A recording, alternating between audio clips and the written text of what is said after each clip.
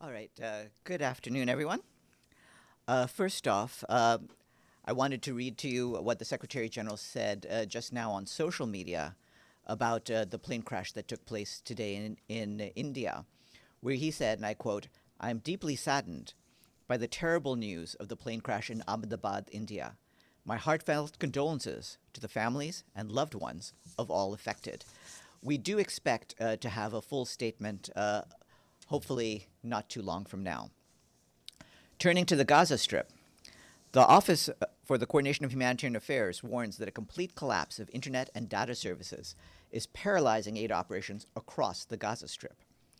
Our partners working on telecommunications say this is due to damage to the last fiber cable route serving central and southern Gaza, likely caused during heavy military activity. They warned that this is not a routine outage, but a total failure of Gaza's digital infrastructure. Lifelines to emergency services, humanitarian coordination, and critical information for civilians have all been cut. There's a full internet blackout, and mobile networks are barely functioning. In a context already limited by physical access restrictions and widespread damage, emergency services are cut off, and civilians cannot access life-saving support. You'll have seen UNRWA's post earlier today saying they've lost contact with colleagues in Gaza. That's true for most agencies. We're largely cut off from our teams on the ground. Meanwhile, OCHA warns that the fuel blockade imposed by Israeli authorities for over 100 days now has reached a critical point. Fuel is running out fast, and essential services that keep people alive are now dangerously close to shutting down. Yesterday, we mentioned health, water, and sanitation facilities. Just to give you a clearer picture, our colleagues working on health now warn that nearly 80% of health facilities providing life-saving services may very soon run out of fuel. That's 67 out of 85 such facilities, including 17 hospitals, 7 field hospitals, and 43 primary healthcare centers. They warn that lives are on the line, particularly newborns who depend on incubators and ventilators and other patients in critical care units. Hemodialysis services are also expected to cease. Ambulance services and patient referrals are expected to come to a halt, effectively eliminating the so-called golden hour critical for trauma care. That's the crucial first hour after trauma injury when medical treatment is most likely to save a person's life. Other critical services that could be affected by fuel depletion are water wells and desalination systems. You'll recall that more than a dozen attempts to retrieve such fuel from northern Gaza were denied by Israeli authorities before 260,000 liters ended up being looted. Today, an attempt to retrieve fuel was initially approved after weeks of repeated access denials, but it could not be accomplished. The UN Office for Project Services, UNOPS, said that shelling forced the team to turn back, with one fuel truck driver sustaining injury. OCHA calls on the Israeli authorities to urgently restore the entry of fuel into Gaza and facilitate access to reserves that are already inside in hard-to-reach areas.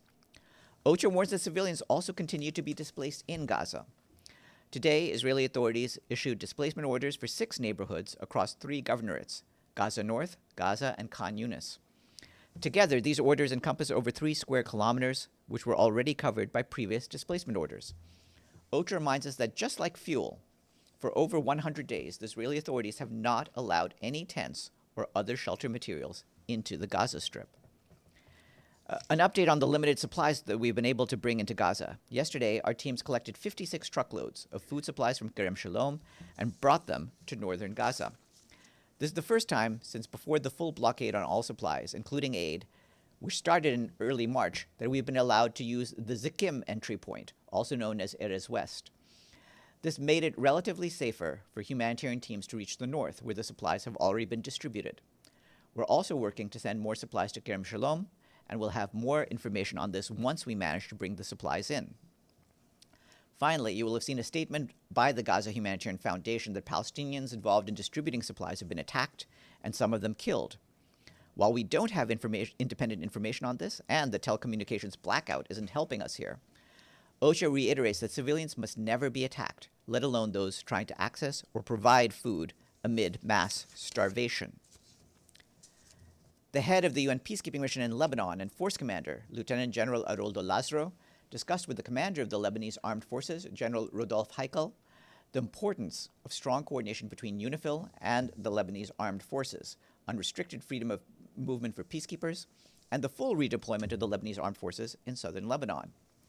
This will help restore stability and extend state authority as required under Resolution 1701. The meeting took place in Nakura in southern Lebanon yesterday. The strong coordination was further demonstrated through the completion of 24 operational activities in support of the deployment of the Lebanese armed forces along the Blue Line. Additionally, the UNIFIL Maritime Task Force conducted training with the Lebanese Air Force off the coast of Lebanon. Yesterday, UNIFIL discovered 2 abandoned ammunition and weapons caches, one of which consisted of a rocket launching platform, and the other 30 rockets found during a joint patrol with the Lebanese armed forces. The Lebanese armed forces disposed of all the reported items. Also yesterday, UNIFIL peacekeepers reported 2 incidents of denial of freedom of movement. In the more serious incident, a group of around 40 individuals in civilian clothes threw stones at a UNIFIL patrol near Beit Lif in Sector West, causing damage to the vehicles.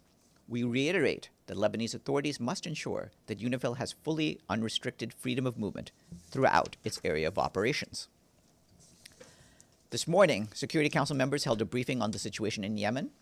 Hans Grunberg, our special envoy for Yemen, said that there is a need to build on the recent cessation of hostilities in the Red Sea. He added that this effort goes hand in hand with the ongoing work towards a roadmap that will help Yemen overcome its current divisions and lead to a comprehensive ceasefire and an inclusive peace process. For her part, Joyce Msuya, the Assistant Secretary General for Humanitarian Affairs, said that over 17 million people, or nearly half of Yemen's population, are estimated to be acutely hungry. Humanitarians are doing their best, she said, but the response is constrained by the lack of funding. Both officials called for the unconditional and immediate release of UN and other colleagues detained by the Houthis. Their remarks were shared with you. On Sudan, the Undersecretary General for Humanitarian Affairs, Tom Fletcher, said in a statement today that again and again, the international community has said that we will protect the people of Sudan. He said the people of Sudan should ask us if, when, and how we will start to deliver on that promise, because their country has become a grim example of twin themes of this moment: indifference and impunity. Mr. Fletcher said that Sudan is the world's largest humanitarian crisis, with 30 million people, half the population, in need of life-saving aid. From Kordofan to Darfur, the war has left civilians trapped, starving, without the basics they need for their survival. Indiscriminate shelling, drone attacks, and other airstrikes kill, injure, and displace people in staggering numbers. He called for funding and accountability, calling on all with influence to step up to protect civilians, guarantee safe access for humanitarians, and to fund their work, and to insist on agreements to humanitarian pauses and other arrangements that can allow us to safely reach the areas and people worst hit. Turning to South Sudan, the latest update by the Integrated Food Security Phase Classification shows a deterioration in food and nutrition conditions in areas of South Sudan hit by fighting in the last few months. In Upper Nile State, people in 11 of the 13 counties are now facing emergency levels of hunger. Of extreme concern are Nasser and Ulang counties in Upper Nile, where people are deemed to be at risk of famine in the worst-case scenario. In a joint statement released today, the World Food Programme, UNICEF, and the Food and Agriculture Organization warned that humanitarian access in the conflict-affected areas remains severely constrained. The humanitarian agency stressed that the time to act is passing quickly for thousands of families in Upper Nile who are on the brink of catastrophe. There's more online. And I want to flag that the head of the peacekeeping mission in the Democratic Republic of the Congo, Bintou Keita, is in Goma today. She is there for a 3-day visit to express her solidarity with the people of Goma. She is also scheduled to meet with representatives of the M23 Alliance de Fleuve Congo to discuss priorities of the peacekeeping mission's mandate, notably the protection of civilians. We should have more on the visit in the coming days. Turning to South Africa, our colleagues from the Resident Coordinator's Office in the country note the tragic loss of life of dozens of civilians from devastating floods caused by snow and heavy rains impacting the areas of Matata and Butterworth in South Africa's Eastern Cape province. The UN team notes that as of today, the death toll from the floods has risen to 57 people, including school children.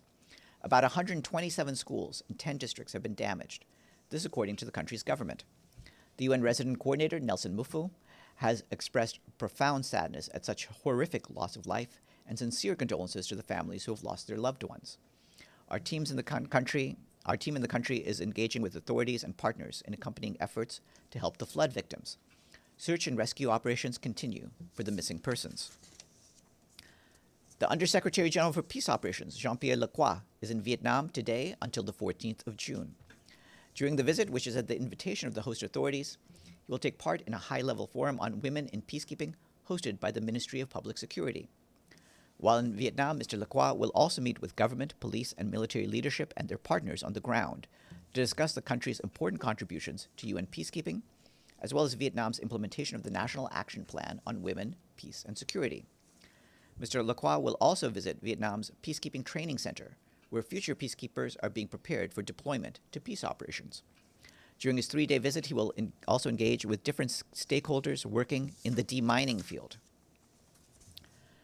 The UN Refugee Agency today released a report showing that the number of people displaced by war, violence, and persecution worldwide is untenably high, particularly as humanitarian funding evaporates, with the only bright spot being a pickup in returns, notably to Syria.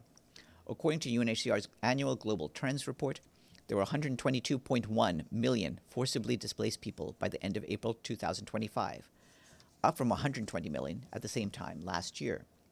This represents around a decade of year-on-year increases in the number of refugees and others forced to flee their homes. UNHCR notes that the main drivers of displacement remain large conflicts like Sudan, Myanmar, and Ukraine, and the continued failure to stop the fighting. The report points out that 60% of people forced to flee never leave their own country. Of those who leave, the majority of them stay in neighboring countries, with low and middle income countries hosting 73% of the world's refugees. The full report is available online. And earlier today in Geneva, High Commissioner for Human Rights Volker Turk launched his office's 2024 annual report, which provides concrete examples of the UN's human rights work and outlines the impact of the current UN financial situation on the activities of the UN Human Rights Office. The report is online. And last, today is the World Day Against Child Labor. This day is a reminder that every child around the world has the right to health, education, and protection. But the sad reality is that millions of children around the world are denied a fair chance for no reason other than the country, gender, or circumstances into which they are born. And I think this may be what we were waiting for. No, it is not. So I will take your questions. Edie. A couple of follow-ups, Farhan, and in case you said this at the beginning, does the Secretary General have any comment on the plane crash in India that took more than 200 lives?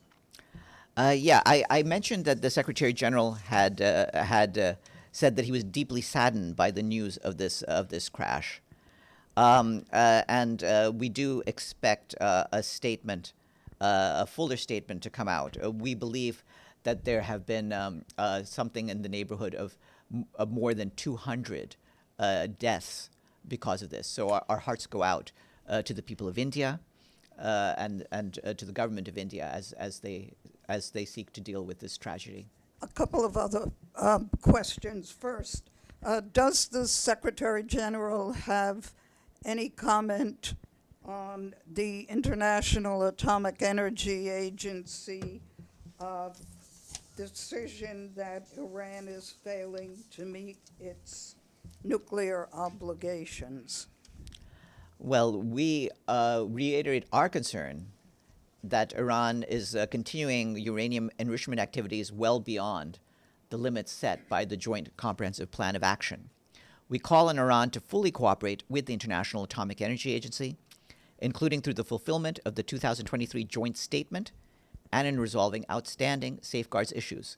And of course, you're aware of the Secretary General's long-held position on the need for diplomatic solution to this issue. And another follow-up on something that was released today. The Secretary General, as we all know, is a former High Commissioner for Refugees. Does he have any comment on the continued rise in forcible displacements around the world?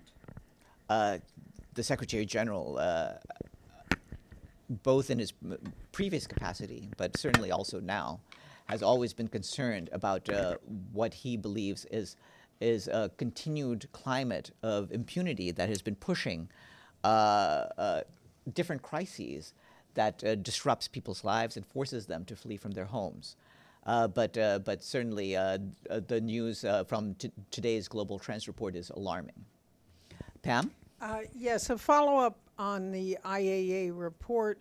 This was a very unusual IAA Board of Directors resolution that said that they could not conclude that Iran's nuclear activities were entirely peaceful, that there was obfuscation, that they weren't complying, and you already addressed that. In light of that, there's also a lot of talk about a possible strike on Iran's nuclear facilities and U.S. Taking non-essential personnel out of regional bases. What would a strike mean in terms of Iran's nuclear program? Thank you. The Secretary General has made it very clear that there must not be any military escalation in the region, which has already seen too much death and destruction in recent years. It's been very clear that he has urged all parties to pursue a diplomatic solution to their outstanding issues. As you know, he had been a big proponent of the Joint Comprehensive Plan of Action, and he continues to be a proponent of any efforts to reach an agreement on the peaceful resolution of the nuclear issue. And just on that, there are U.S.-Iran talks scheduled for Oman, which may or may not take place now. It looks like they're a bit uncertain. What is your best hope for that? The best hope for this is that the parties can make progress on resolving their outstanding issues. But in any case, we urge them to continue their discussions. Thank you. And this, I believe, really is what I was waiting for. So this is what you'd asked for. Thanks, Shane. And so I have the following statement attributable to the spokesperson for the Secretary General on the plane crash in India. The Secretary General is deeply saddened by the news of the Air India plane crash in Ahmedabad, Gujarat, on the 12th of June, which claimed the lives of more than 200 people aboard, as well as the loss of life and injuries at the BJ Medical College hostel, which was struck during the crash. He extends his heartfelt condolences to the families of the victims and to the people and government of India, as well as to all countries whose citizens were affected by this tragedy. He wishes a swift and full recovery to those who were injured. Okay, Abdulhamid? Thank you, Farhan. I'll start my questions on Syria. Today, Israel invaded a small town near Damascus, or Damascus countryside. It's called Beit Jin. They kidnapped 7 people and they killed 1 civilian. Why this in violation of Syrian sovereignty does not come regularly in your briefing? We update as we get information on this, but we have been updating, including in our reports to the Security Council about all the violations. And again, we call on all states, whether in the region or outside of it, to fully respect the sovereignty and territorial integrity of Syria. My second question about Gaza. Today, 52 Palestinians were killed, including 17 lining up for what is called a food distribution center. In fact, they are traps to kill them. Are you aware of this development and why it also didn't come in your briefing? We have been talking basically every day, including in the note I just read now, about the dangers that people face trying to get aid. And again, our basic point is that attacks on civilians in Gaza, including the killing and injury of hungry people who are seeking food, are unacceptable. These incidents have concentrated around the newly established militarized distribution centers, where starving people tell us that Israeli forces opened fire on them. According to the Ministry of Health in Gaza, hospitals have received more than 200 fatalities and over 2,000 injuries from these areas over the past 2 weeks. And our basic point again is, and we've been saying this for some time now, is that all life-saving aid should not be weaponized and should not be obstructed. People should never be put in a position where they have to choose between feeding their families and placing themselves at risk. Last question. Oh, sure. One more. Yeah, one more and then. Okay. In Egypt now there is a large civilian movement, civilian caravans coming from Tunisia, Algeria, Libya, and other countries from Europe to march toward Rafah crossing. Mhm. The Egyptian authorities start to make some difficulties for those participating in the march. Do you have any thought on that? Our normal point of principle applies here as it does in all other circumstances, that we believe that everyone should respect the rights of people to engage in peaceful protest. Nabil and then Sinan, and then Sam. Yes, thank you, Farhan. For some reason, the noon briefing was not broadcasted earlier in the beginning of your briefing. So could you please repeat the statement on the internet service in Gaza? What happened exactly? Or you mentioned something about the internet.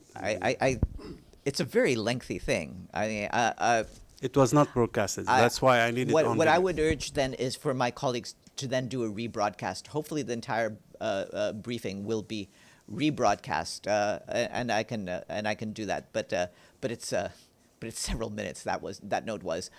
I think I'll mention the key part of it again for you, which is this: that we've been informed by the Office for the Coordination of Humanitarian Affairs of a complete collapse of internet and data services that is paralyzing aid operations across the Gaza Strip. Our partners working on telecommunications say that this is due to damage to the last fiber cable route serving central and southern Gaza, likely caused during heavy military activity. And the basic point, I mean, although there's quite a bit more than this, but the basic point is this is not a routine outrage, outage, but a total failure of Gaza's digital infrastructure, and it's affecting lifelines to emergency services, humanitarian coordination, and critical information to civilians. Okay, Sinan, and then Sam. Thank you, Farhan. Just follow up to Pam's question. During the USA and Iran talks regarding the nuclear negotiation, the report says Washington is preparing for a partial evacuation of its embassy in Iraq. Additionally, military dependents will be permitted to leave certain locations across the Middle East due to escalation of security concerns. What's Secretary General reaction to this? I think my response to Pam is the same. Again, what we want is for this issue to be resolved through diplomatic means. Quick follow-up, if you don't mind. What will be the impact on the situation in the Middle East if the both sides fail? I mean, the negotiation fails. I'm not going to speculate on that. What we try to do is encourage as much as possible the prospects for success. Sam?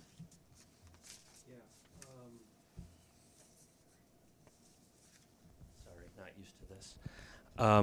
Any update on the Secretary General meeting with the Veterans for Peace and their and other fasters outside the U.S. mission? One of them was just in the emergency room.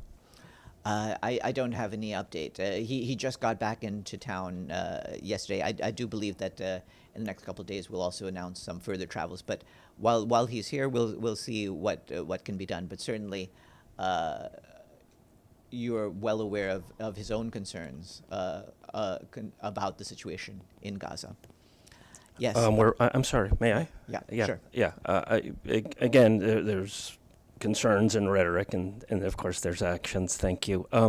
Your statement regarding the internet cutoff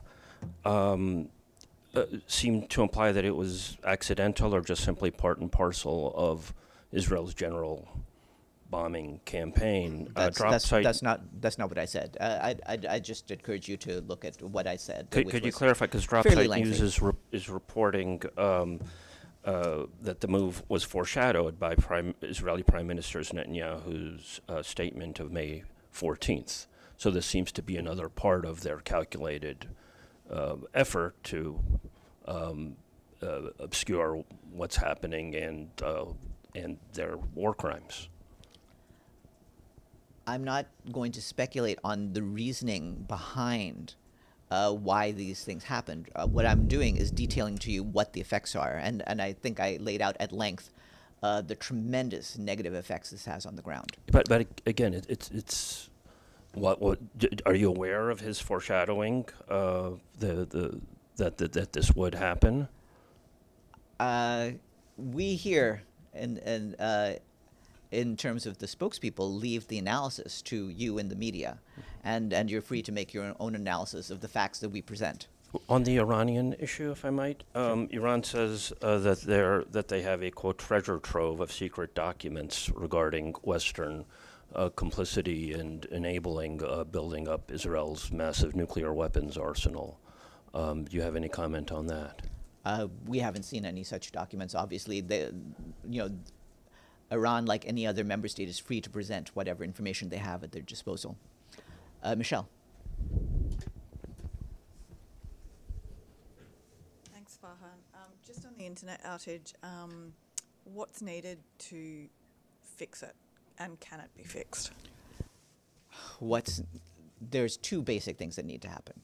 One is the fiber cables need to be repaired, but beyond that, for all the internet operations to be working, we need to have access to fuel, and essentially the power system that powers the internet and every other resource has to be up and running.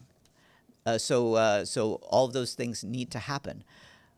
Clearly, the one thing that would most directly help is a ceasefire, an end to hostilities, and a restoration of basic services. Barring that, certainly, we need to make sure that all the critical services can be up and running. And with that, I wish you all a good afternoon. Oh, one more, Sam? Thank you. When questioned about Iran allegedly going above the limit of nuclear enrichment, you said that you were concerned about that. What's your position on Israel's nuclear weapons arsenal? We've also expressed our concerns repeatedly about the nuclear weapons program of Israel, and you can look at the record of what we've. Do you have an estimate as to how large it is? I believe information like that you'd have to get from our colleagues at the International Atomic Energy Agency. Are you concerned that the U.S. government refuses to acknowledge to this day that that Israel's nuclear weapons arsenal even exists? Regarding that, of course, I'm not going to comment on other nations' positions. I'm not here to be a repository of comment about this or that nation's own positions on an issue. But we have our positions and our concerns, and you can see the record of what we've said. All right. Good afternoon, everyone.